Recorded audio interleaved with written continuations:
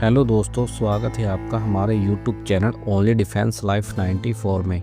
आज हम बात करेंगे नायक संदीप सावंत रघुनाथ जी के बारे में।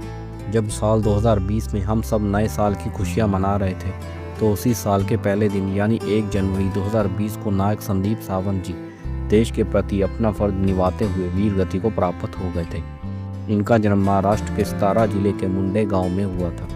बचपन के दिनों से ही भारतीय सेना के जवानों को देखते हुए उनके मन में भी उस वर्दी को पहनने की चाहत पैदा हो गई थी और इसीलिए स्कूली शिक्षा के साथ साथ उन्होंने सेना में जाने की भी तैयारी शुरू कर दी थी। और जैसे ही उनकी स्कूली शिक्षा पूरी हुई, उन्होंने 28 सितंबर 2011 को मात्र 20 साल की उम्र में भारतीय सेना को ज्वाइन कर लिया।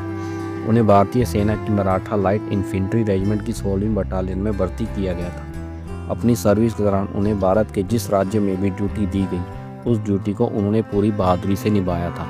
और फिर सेना में कुछ वर्ष सेवा देने के बाद उन्होंने सिमता देवी जी से शादी कर ली और उनके घर एक बेटी ने जन्म लिया। बात है दिसंबर 2019 की, जब नायक संदीप सावंत जी की यूनिट 16 मराठा लाइट इन्फेंट्री को जम्मू कश्मीर के राजौरी जिले में तैनात किया गया था। यहाँ पाकिस्तान की तरफ से बिना किसी उकसावे के गोलीबारी की जाती थी ताकि वह आतंकियों को कवर फायर देते हुए भारतीय सीमा में भेज सकें।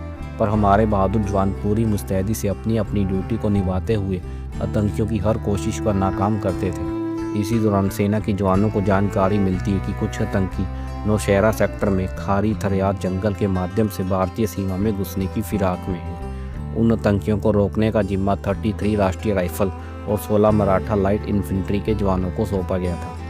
इसी टीम में नायक संदीप सावंत जी भी शामिल थे।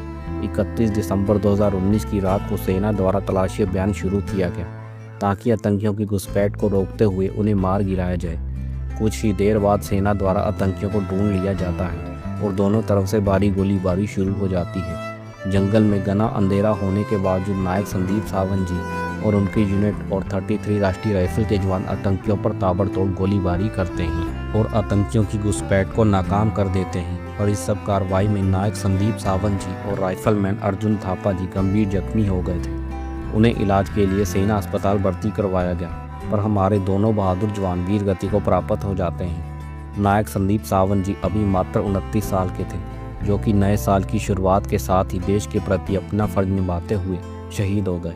भगवान हमारे बहादुर जवानों की आत्मा को शांति दे। जय हिंद, जय भारत।